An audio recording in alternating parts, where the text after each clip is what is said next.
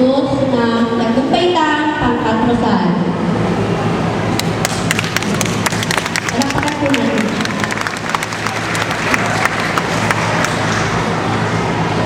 Sa ating iginagalang na namumuno sa ating paaralan, Ginoong Pablito Siwa Belardo, sa ating minamahal na punong guro, Ginang Lilian Monte Alegre, mga pinagpipitagan naming mga guro, mga mapagmahal naming magulang, mga kapwa mag-aaral at sa lahat ng mga kagalang-galang naming mga panauhin. Sa mapagpala at magandang umaga po sa inyong lahat.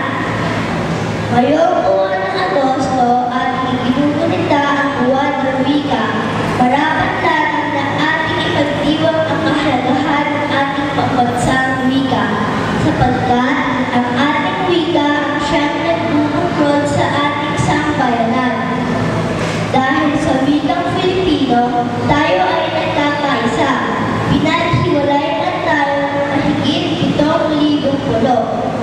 Ating ipagdiwang ang kabayanihan ng ating mga pinuno na nagtaguyod sa pagkakaroon ng isang wikang pambansa na isang